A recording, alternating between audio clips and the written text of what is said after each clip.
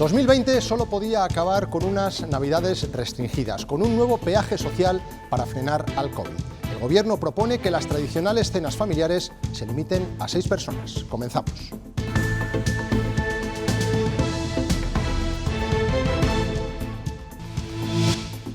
Nosotros somos 9 y no nos vamos a poder reunir. Si vives en una casa, no los puedes tener en una jaula. Así que habrá que partirlo. Una noche uno y otra noche otra. Hay que ir con calma porque si no, al final la volvemos a liar, ¿no? Ya celebraremos la Navidad hasta el año que viene. Buenas noches, lo acaban de ver y de escuchar, era lo que se esperaba y los ciudadanos se muestran a priori disciplinados. El Gobierno ha lanzado un plan anti-COVID para las Navidades y las restricciones en las cenas no serán las únicas medidas. Hay más, Paco Gómez. Sí, en debate un posible confinamiento perimetral de las autonomías, que en todo caso no afectaría a los residentes, pero algo que se espera consensuar en el Consejo Interterritorial de mañana. Además, el gran objetivo es evitar las aglomeraciones navideñas a toda costa. Eso implica, por ejemplo, no venir a plazas como esta a celebrar el fin de año con las campanadas de Nochevieja, o también la propuesta de que las cabalgatas sean sin público, es decir, en circuito cerrado, sin asistentes que se vean por televisión. En relación a las cabalgatas, lo que consideramos es que debe ser en circuito cerrado, por televisión, y debemos de evitar de todas las maneras posibles las aglomeraciones. ¿Cuándo lo sabremos? Pues yo creo que probablemente el miércoles por la tarde, después del Consejo Interterritorial. La provincia de Segovia es la que mejores datos presenta en Castilla y León, la que tiene menor incidencia de contagiados. De hecho, es la única que está por debajo de esa cifra, los 400. Si la situación se sigue arreglando en la comunidad, ya hay fecha para levantar restricciones. Carlota Muro. Sí, sería la medianoche del 3 al 4 de diciembre. Eso sí, sí continúa, como decíais, esta buena racha en la bajada de la incidencia acumulada de contagios, que debe situarse por debajo del umbral de los 400 casos. Ahora mismo en Segovia hay 350 por 100.000 habitantes. Prevemos que a partir del 3 de diciembre podremos retirar las restricciones adicionales que implantamos el 6 de noviembre en una inmensa mayoría de nuestro territorio. Las personas mayores de las residencias y los sanitarios serán los primeros en vacunarse en Castilla y León. A la comunidad llegarán 300.000 dosis en el primer trimestre del año. El ministro de Sanidad ha presentado el Plan Nacional de Vacunación. David Aragonés, cuéntanos. Sí, la intención del Gobierno es llegar a vacunar a 2,5 millones de personas en esa primera etapa, en la que también se incluyen el resto de personal sanitario y a los grandes dependientes. Después habrá una segunda y una tercera fase que irá en progresivo la vacuna y para el resto de grupos también. Y Salvador Illa asegura que la vacuna estará al 100% de la población. Cientos de personas se han manifestado en Burgos contra la ley Celaá. Lo han hecho con globos y lazos naranjas. También en Valladolid han rechazado la reforma educativa. Aseguran que se ha hecho sin diálogo. El lenguaje evoluciona. Aparecen nuevos términos y muchos los recoge el diccionario de la Real Academia. Hoy se ha presentado la nueva edición. Queda muy claro que en tiempos de pandemia. COVID, coronavirus o desconfinamiento son algunas de las palabras que se han añadido. En esta actualización también podemos encontrar la definición de los findes o qué es un fast histórico. El tiempo va a cambiar. Las nubes que irán llegando esta noche actuarán de tapadera evitando que el calor se escape y mañana amaneceremos con menos frío que estos días. Las lluvias irán regando nuestra comunidad pero no llegarán a Burgos y Soria hasta el jueves. El viento soplará de componente sur y hará que las lluvias más fuertes se queden en el sistema central. De hecho, están activos los avisos en Salamanca y Ávila por acumulaciones de 40 litros por metro cuadrado en 12 horas o 70 por metro cuadrado entre mañana y el jueves. El Consejo de Ministros ha aprobado hoy el plan de vacunación para nuestro país. Como les adelantábamos ayer, habrá 13.000 puntos de vacunación y se establecen 3 etapas. La primera de enero a marzo, cuando se vacunará a los sectores prioritarios. En primer lugar, el personal de las residencias de mayores, tanto residentes como sanitarios. También al resto de profesionales de la salud y a las personas con discapacidad que requieran medidas intensas de apoyo. Pero el Ejecutivo ha dado más detalles. David Aragonés. Sí, el objetivo del Gobierno es que en junio todos los grupos prioritarios ya estén vacunados. La estrategia presentada hoy distingue 18 grupos de población en función de la mortalidad, la exposición a la enfermedad o el impacto socioeconómico. El Ejecutivo asegura que habrá vacunas para todos y por eso espera contar con hasta 140 millones de dosis a través de los distintos acuerdos con la Comisión Europea y las empresas farmacéuticas. Con este número se podría vacunar a 80 millones de personas, casi el doble de la población española. La vacuna, asegura Salvador Illa, será gratuita y voluntaria. El Gobierno prevé comenzar la vacunación a principios del año que viene con estos colectivos que suponen 2,5 millones de personas. Estos son las personas que están en residencias de mayores, el personal sanitario que les atiende, el resto de personal sanitario y aquellas personas con discapacidad que requieren intensas medidas de apoyo. Se les vacunará en una primera etapa en los meses de enero, febrero y marzo, cuando la estrategia contempla una cantidad más limitada de dosis. Habrá otras 2 etapas en las que irá aumentando la población vacunada según crezca su disponibilidad, una que el Gobierno llama de incremento entre marzo y junio, y una tercera más masiva a partir de verano. Que se pueden lograr mejores resultados de aceptabilidad si la vacuna es voluntaria. El ministro de Sanidad insiste así en el carácter voluntario de la vacuna, en su gratuidad y en que la estrategia de vacunación es única para toda España. Además, con este plan se va a poner en marcha un plan especial de farmacovigilancia para hacer un seguimiento de todas aquellas personas que han sido vacunadas. En este Consejo de Ministros se ha autorizado la compra de vacunas a Pfizer en el marco de la adquisición de la Unión Europea. Entre esa y las de otras 6 marcas, el Gobierno calcula que habrá dosis para vacunar no al 70%, al 100% de la población española. Moncloa confía en recibir 140 millones de dosis a lo largo de 2021, con las que se podría vacunar a 80 millones de personas. A Castilla y León llegarán 300.000 vacunas en el primer trimestre del año. Lo ha anunciado la consejera de Sanidad. Verónica Casado ha adelantado que los mayores y los sanitarios serán los primeros en protegerse contra el COVID. En la primera etapa de vacunación, los grupos diana serán personas mayores institucionalizadas en residencias o centros de atención a personas con discapacidad. En Castilla y León son cerca de 50.000 personas precisando 2 dosis cada una. Y profesionales sanitarios y sociosanitarios de primera línea. Queda definir concretamente cuáles, que estimamos en 100.000 profesionales. Estos 2 colectivos acapararían ya las 300.000 dosis. Y en España hoy tenemos que hablarles de otro triste récord. Hemos cosechado la cifra de fallecidos diario más alta desde el pasado 18 de abril, 537 muertos. Los casos siguen estabilizados en torno a los 12.000. La incidencia acumulada cae un poco más, hasta los 362 casos por cada 100.000 habitantes. Los datos de contagios están bajando, pero la incidencia es todavía muy alta en todo el país, especialmente en Castilla y León. La cercanía de las Navidades ha obligado al Gobierno a proponer medidas que tendrá que refrendar con las comunidades autónomas. El objetivo es evitar una tercera ola. Quieren retrasar el toque de queda en Nochebuena y en Nochevieja hasta la 1 de la madrugada. Y para evitar aglomeraciones, limitar también el número de personas en las tradicionales cenas y comidas familiares. ¿Cómo van a recibir los ciudadanos estas medidas? Paco Gómez.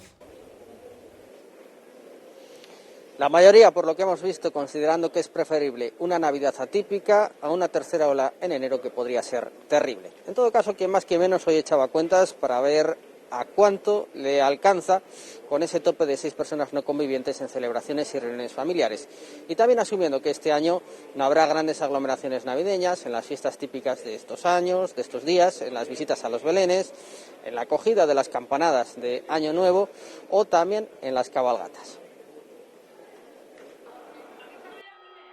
Adiós a estas imágenes de cenas y discotecas estas Navidades. El coronavirus trastoca todos los planes habituales para estas fechas. Hay que ir con calma porque si no, al final la volvemos a liar, ¿no? Yo quiero hacer lo que sea mejor para todos. Ya celebraremos la Navidad al año que viene. En el avance del primer borrador de medidas, el toque de queda, Nochebuena y Nochevieja se ampliaría hasta la 1 de la mañana y las cenas se limitarían a un máximo de 6 personas no convivientes. Y si viene una casa, no los puedes tener en una jaula. Nosotros normalmente nos juntamos 20 y tantos, este año pues, los de casa. Nosotros somos 9 y no nos vamos a poder reunir.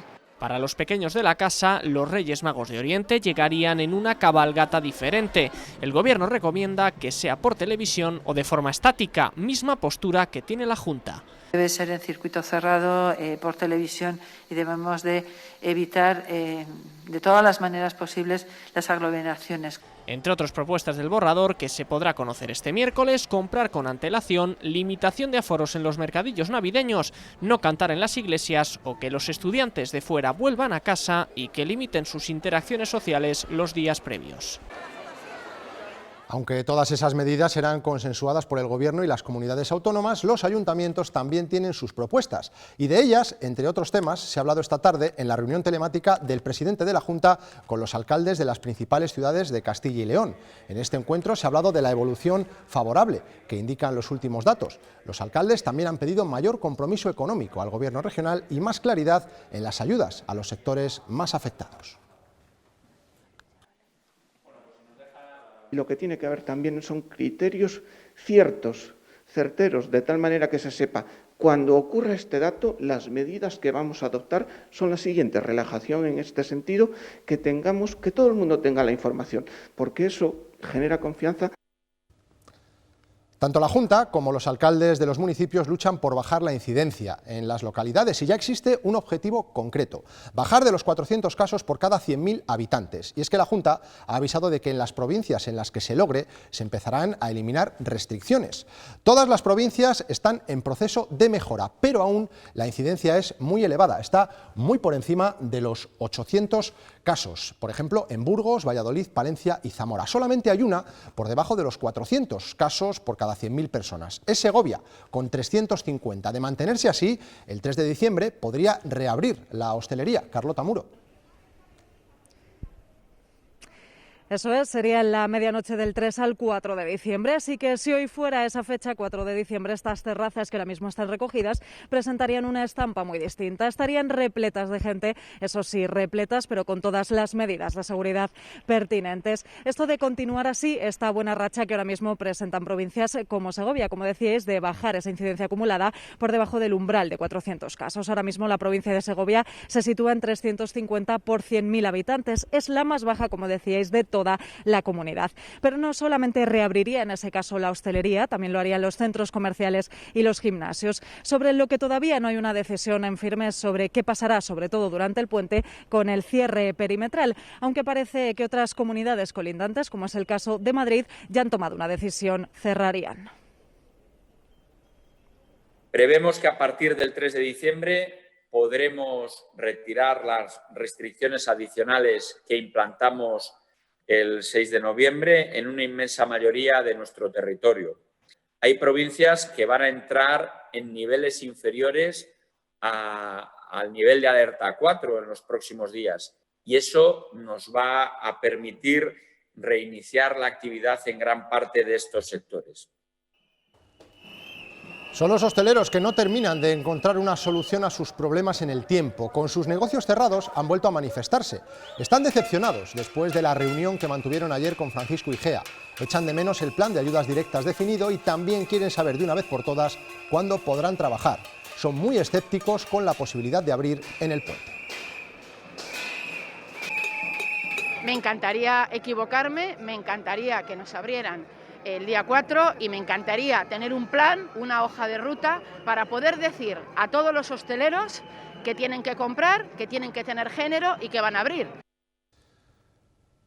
Muchos bares se resignan a abrir y, cumpliendo la ley, sirven café o comida para llevar. Esto implica que en las calles se formen corrillos y, en algunos casos, que tenga que actuar la policía. En ciudades como Ponferrada ya han tenido que poner sanciones. Los vasos de cartón son ya un habitual de las mañanas. El café para llevar es un parche para los hosteleros que deciden ofrecer este servicio. Un negocio hostelería no se sostiene vendiendo cafés para llevar. Es decir, incluso si me apuras, la comida para llevar. El dilema es abrir y tener a la clientela habitual o cerrar y recibir ayudas. Sabemos que con estar abiertos no vamos a recibir la ayuda, pero bueno, mejor que estar en casa, yo prefiero estar aquí. No hay terrazas, pero se puede ver a la gente consumiendo en las inmediaciones de los locales. Nos basamos en lo que pone la ley, en el BOE, lo que ha dicho la Junta, y de momento, como no hay nada claro, pues no nos aprovechamos de eso, entre comillas. La duda de lo que es legal no se ha despejado. En Ponferrada avisan. Se sancionará si se ve algo que transgreda la normativa. Cuando la situación pues degenere en una acumulación de gente que puede ser un foco de transmisión del COVID, pues tendremos que proceder y aplicar la ley en todos sus términos. El coronavirus ha trastocado un hábito tan nuestro como tomar el café. Al menos queda la oportunidad de pedirlo para llevar. Castilla y León no registraba un dato tan bajo de contagios desde el 13 de octubre y eso es porque la curva continúa a la baja. Lo comparamos con otros martes y se acumulan 2 semanas de fuerte caída. Hoy son 555 casos, es decir, 1.200 menos que hace exactamente 15 días. La incidencia en Castilla y León baja hasta los 818 casos por cada 100.000 habitantes, aunque la cifra de fallecidos continúa siendo muy elevada con 37 en total, 27 en hospitales y 10 en residencias. Los últimos cribados poblacionales están funcionando y la Junta repetirá esta fórmula en las zonas más afectadas. La siguiente, Eras de Renueva, en León. Roberto Núñez.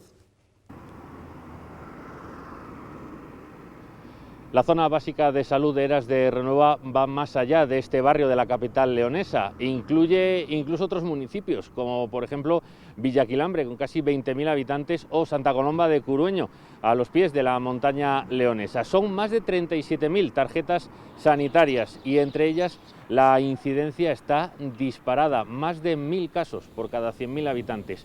Además, con tendencia a seguir subiendo y con una trazabilidad baja en los positivos. Eso ha llevado a la Consejería a preparar un nuevo cribado, como ya hizo en la provincia en San Andrés del Rabanedo o en la propia Universidad Leonesa, para frenar los contagios a través de asintomáticos.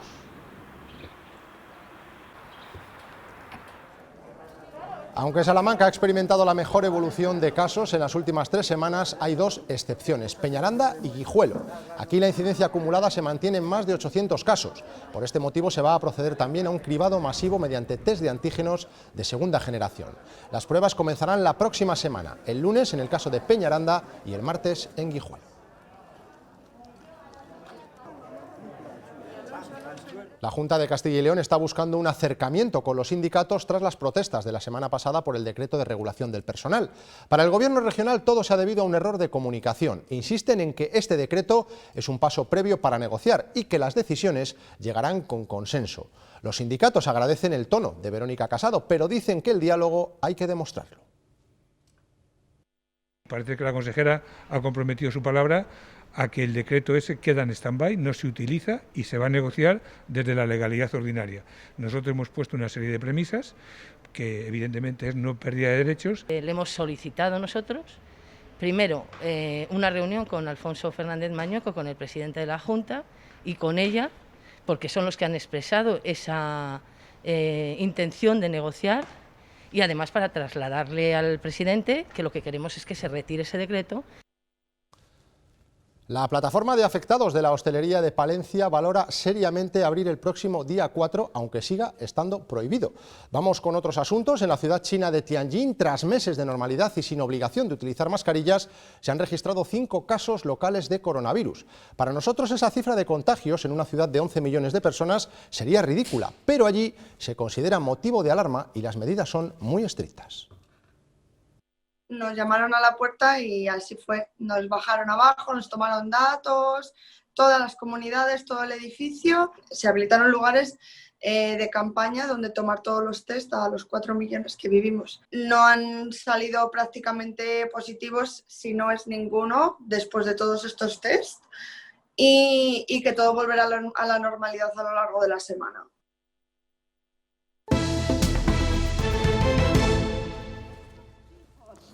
Continúan las movilizaciones en diferentes puntos de Castilla y León para pedir la paralización de la denominada Ley Celaá. En Burgos, varios centenares de personas se han concentrado esta tarde frente a la subdelegación del Gobierno, convocados por la plataforma Más Plurales.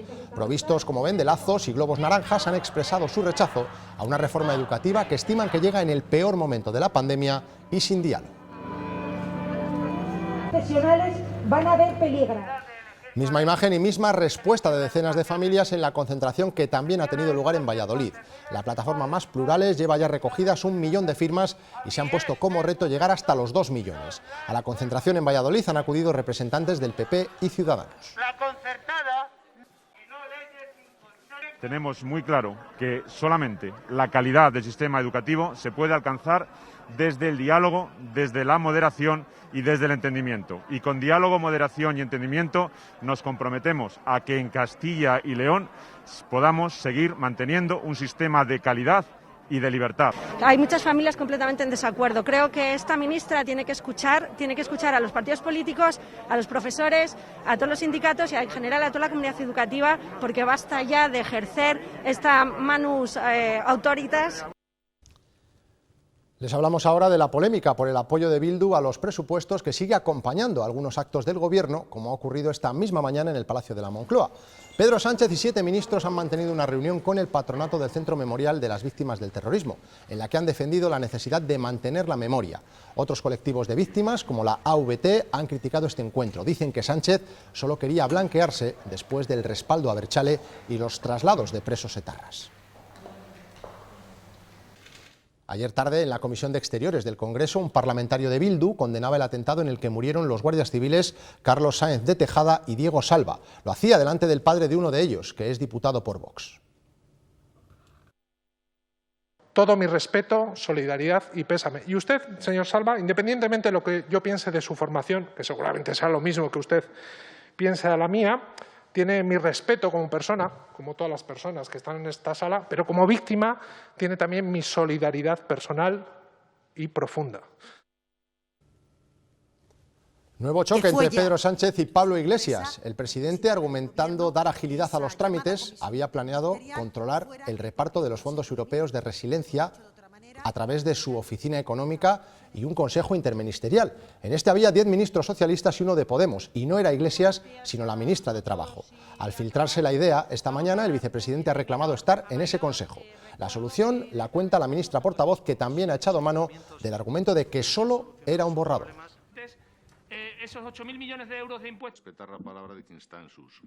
Bien, damos ahora la palabra. Que son para las clases medias, para las clases que consumen bebidas. Quiero decirle que fue ya instrucción expresa del presidente del Gobierno que esa llamada comisión interministerial fuera el propio Consejo de Ministros. O dicho de otra manera, ya el presidente había dado instrucciones expresas que no aparecen recogidas en ese borrador en relación con que quienes van a velar por el cumplimiento, por la ejecución de los fondos europeos van a ser la totalidad de los departamentos.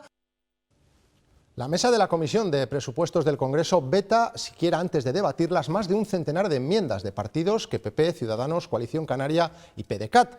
Lo hace porque dice que comprometen el gasto o los ingresos. Entre ellas queda fuera la enmienda del Partido Popular para suprimir la subida del IVA a las bebidas azucaradas, además de otras que planteaba el PP para reactivar la economía.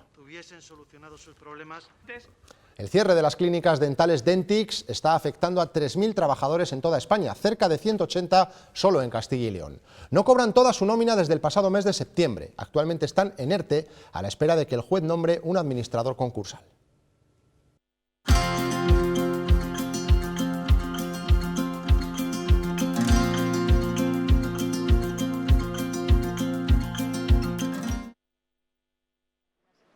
Es una de las pocas esperanzas que les queda, pasar a manos de otra empresa. Sabemos que hay intereses en comprar la compañía, pero hasta que esto no suceda, pues estamos un poco en el limbo esperando a ver qué pasa. Y ese limbo se traduce en un ERTE que se hizo efectivo el pasado 14 de noviembre. La empresa no podía hacer frente a la renovación del seguro de responsabilidad civil que vencía el día 15 y tampoco puede hacer frente a los pagos de los servicios de la empresa de limpieza.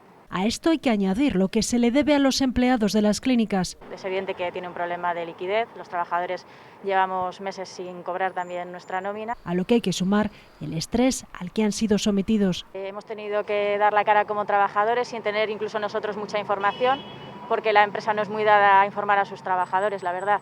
Se han vivido situaciones tensas, insultos, amenazas, incluso intentos de agresiones. Solo en Castilla y León hay 180 trabajadores afectados por el cierre. El Consejo de Ministros ha aprobado hoy el anteproyecto de ley de enjuiciamiento criminal con importantes cambios en nuestro sistema judicial. El texto acaba con la figura del juez instructor y deja la investigación del caso en manos del fiscal. Sin embargo, seguirá siendo un juez el que decida si se abre juicio oral. El fiscal es el que lleva la investigación. Y los jueces ocupan otro rol, que es el papel de las garantías. Y una figura mucho más importante también en el panorama que hasta ahora no existe. El juez de la audiencia preliminar es el juez que determinará que se abra juicio. Pedro Luis Gallego, condenado por 3 delitos de agresión sexual y 2 de detención ilegal, no tendrá permisos penitenciarios en 24 años. El Supremo sí dice que puede tener beneficios, pero debido a su extrema peligrosidad se descontarán sobre los 96 años de prisión de su última condena y no sobre los 25 de cumplimiento efectivo. Gallego ya estuvo en prisión por el asesinato de 2 jóvenes de 17 y 19 años en Valladolid y Burgos, Leticia Lebrato y Marta Obregón. Visto para sentencia un juicio en Segovia por un posible delito de abuso sexual. El acusado ha negado los hechos. Se ha declarado inocente al indicar que no hubo relaciones sexuales con la víctima, una conocida suya.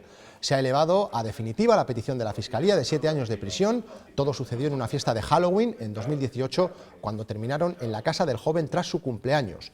Las pruebas biológicas hallaron restos de ADN en el cuerpo de la chica. Y en Málaga una mujer ha sido detenida por el presunto asesinato de su hijo de 18 meses. La joven madre de 22 años de edad acudió a un hospital con el cuerpo yacente, alegando que el pequeño no se encontraba bien. Fuentes de la Policía Nacional han informado de que el cadáver presentaba claros signos de violencia y que la investigación continúa abierta. Todavía se desconocen los resultados de la autopsia. El Instituto Anatómico Forense de Madrid trasladará su actividad a la Ciudad de la Justicia de Valdebebas. Ha estado 40 años en una de las zonas universitarias por excelencia de la capital y ha llegado la hora de mudarse. Hasta la inauguración continúa siendo el epicentro de las autopsias. Por estas manos, por estos laboratorios, han pasado los últimos instantes de muchas personas. Después de 40 años, el Instituto Anatómico Forense hace las maletas para trasladarse a Valdebebas. Se va a convertir en un referente español y europeo, donde contamos con las más modernas tecnologías. Uno de los que celebra este cambio es el doctor Eduardo Andreu, que tiene más de 30 años de experiencia a su espalda y que huye de estereotipos. Bueno, la gente nos valora como gente que a lo mejor somos más siniestra, más grises, más, más tristes incluso, pero el médico forense es todo lo contrario, es una persona que es muy vitalista porque está muy cerca de la muerte. Estas instalaciones funcionan las 24 horas del día, los 365 días del año, con unas 2.500 autopsias anuales. Habitualmente ingresan diariamente 6, 7 u 8 cadáveres. Cada cuerpo que llega pasa un proceso muy minucioso con una estricta cadena de custodia. Depende muchísimo del tipo de caso que nos llegue, pero sí, generalmente es un trabajo que lleva tiempo. Todo ello al servicio del Poder Judicial para resolver las cuestiones esenciales en los distintos casos. ¿Quién es? ¿Cuándo murió? Y la forma y circunstancias en que murió. Por aquí han pasado casos como los atentados del 11M, el accidente de Spanair o la tragedia del Madrid Arena. Ahora toca guardar esas miles de historias y documentos fotográficos para comenzar una nueva etapa.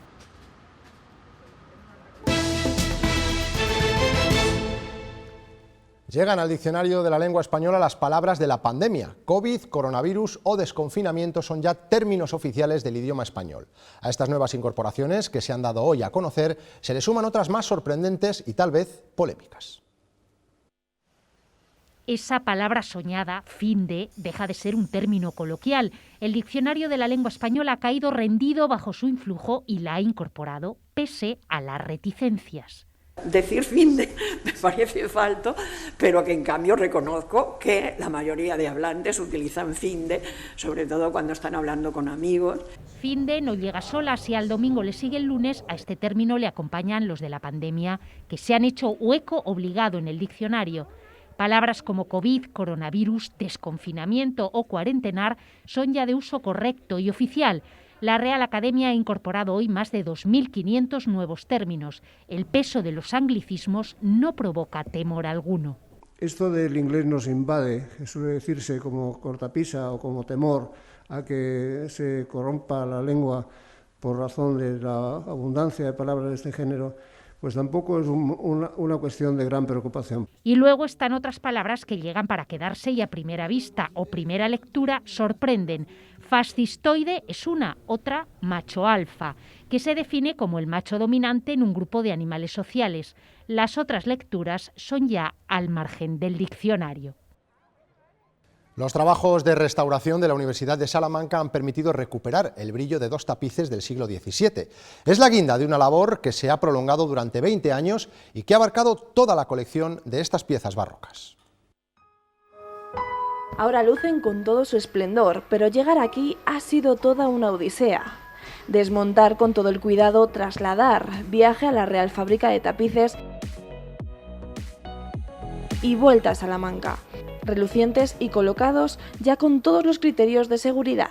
Son los 2 últimos de la serie de tapices flamencos barrocos de la universidad, que faltaban por restaurar.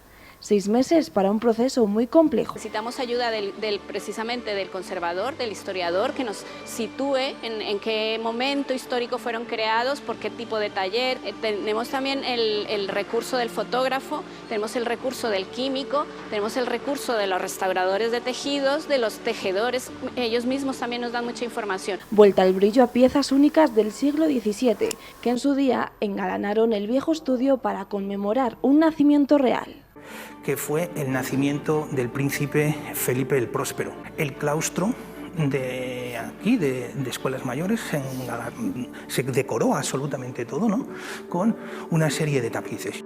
Tapices dispuestos a seguir siendo testigos de la historia.